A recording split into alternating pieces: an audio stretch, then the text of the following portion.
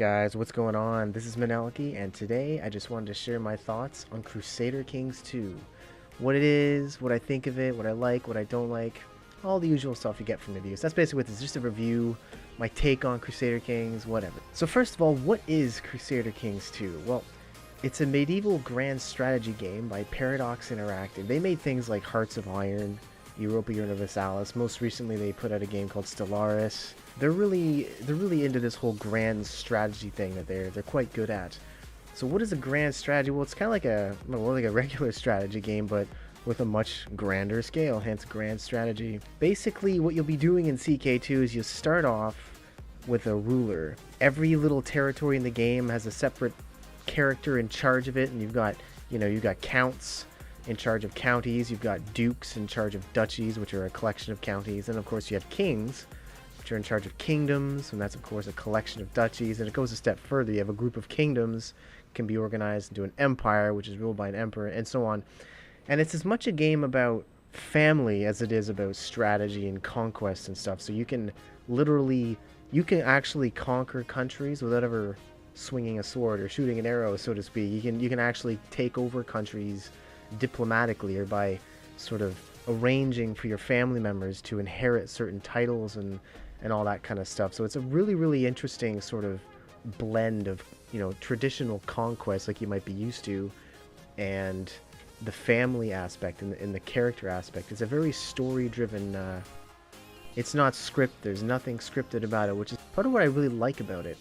And that kind of segues into one of the first things. Let's talk about the pros first of all. What do I like about the game? Well, like I was just saying, probably one of the best things about the game is what's called the emergent gameplay. If you're not familiar with emergent gameplay, basically what that means is things that go on that have a narrative, but they're not scripted by the developers in any way. So Paradox didn't specifically script this to happen and that to happen and this to happen.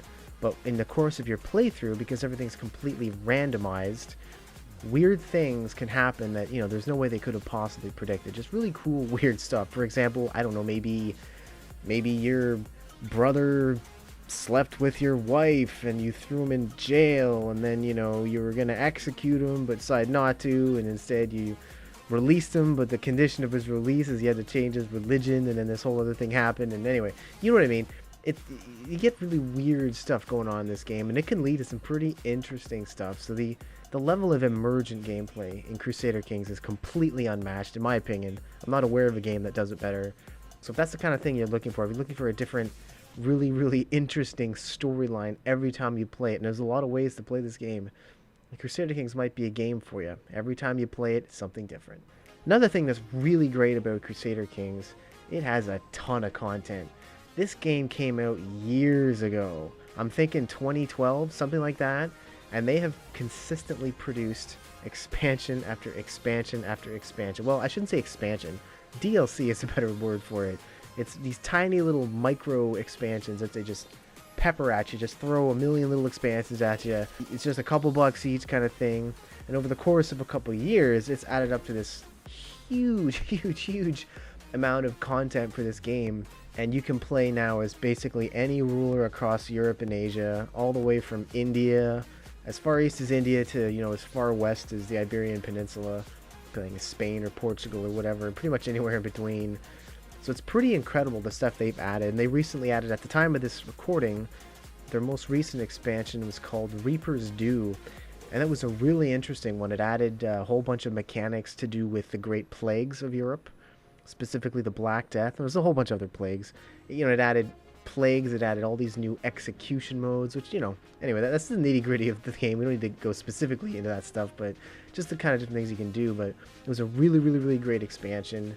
Added quite a really good mood to the game. Really interesting. So you certainly can't fault Paradox for not putting enough content into the game. And that's one of the great things about when you buy a Paradox game. You have that sort of comfort of knowing they're not going to abandon it. They're going to keep supporting that game for incredible amounts of time. It's going to get all the love, so you don't got to worry about it. So that's one thing I really like about Crusader Kings, and Paradox in general for that matter. Another really great thing about Crusader Kings 2 is even just the conquest mechanics are really good. It's really satisfying to march an army of like 15,000 troops through a territory and just completely stomp it, you know, just completely like assault the holding, or like burn all the friggin' burn all the holdings in that territory, or do whatever you gotta do, siege it down. And you get these little siege events and things, like sometimes diseases will break out in the siege, or maybe, you know, people will smuggle supplies into the castle and they'll hold out a little bit longer and stuff. And occasionally you can even pull people out of the castle while you're sieging it. So occasionally you'll pull like women, kids, even men, sometimes you'll pull them out of the castle and you can put them in prison and ransom them back and stuff like that. So there's a lot of really cool conquest stuff that way. So let's talk about some of the things I don't so much like about the game, and these are sort of nitpicks, and I don't know that there's a whole lot they can do about these issues. And again, like I said, they're not huge, but one of the cons for me is the learning curve. Now, with a game of this magnitude and this scope, it's pretty much inevitable. You're going to have a huge learning curve. There is so much to this game. It's so complex. You know, once you get into it, you can kind of learn, like, okay, this is how you conquer your first couple territories. And this is how you set up a little bit of arranged marriages so you can weasel your way into some inheritance and stuff like that. Once you get going, it's not too bad. But I think the thing that's going to turn most players off is the learning curve. It's going to look so intimidating at the start. And the in-game tutorial is you're probably better off going on YouTube looking for tutorials there. Another issue I do have with the game is the late game performance. As with all Paradox games, I'm finding, in the late game it tends to stutter and sputter to a halt. As you get to the end and there's lots of stuff going on, it kind of grinds to a bit of a halt. And it is less of a problem in Crusader Kings than it is in the other Paradox titles, but it is still there, and it's a little bit annoying. And it'd be good if they could track that issue down and resolve it. But for the time being, at the time of this recording, it does suffer from some slight performance issues in the late game. Another thing that I wasn't super keen on, if you're playing multiplayer, quite often you're going to run into connectivity issues. You're going to get disconnects, you're going to get out of syncs, that kind of thing. Really irritating stuff. Again, I don't know the root cause of this. Who knows? Could just be bad luck with latency and the different matches you get depending on who you're playing with, but it does seem to be fairly consistent. I've tried a few multiplayer games now and I ran into the same thing no matter who I was playing with. And, you know, if you had luck playing this game, let me know, and let me know where you're from. If you're playing with people that were close to you or playing with people far from you, that's an unfortunate side, because this game would be really, really, really badass in multiplayer. So the verdict, what do I think of this game? Well, in a word, it's badass. I really, really like this game. I put so many hours into it. I'm really, really, really happy with it, and I'm looking forward to more content down the line. So I'm going to have to go ahead and give this a 9 out of 10, which is, I mean, obviously pretty good, right? I really, really like it. The only reason I'm not giving it 10 out of 10 is those cons we talked about. The learning curve, which I think they could probably improve on. Late game performance, you know, if they get in there and they figure out what the hell's going on with that, that'd be really great. And of course, the multiplayer issues. I feel like it's consistent enough that it's not just my rig and it's not just, you know, coincidence or whatever. I feel like there is something going on under the hood of CK2 specifically that's causing those issues. Hopefully they can get it resolved at some point, but I mean, the game has been out for a while and we're still having it, so who knows.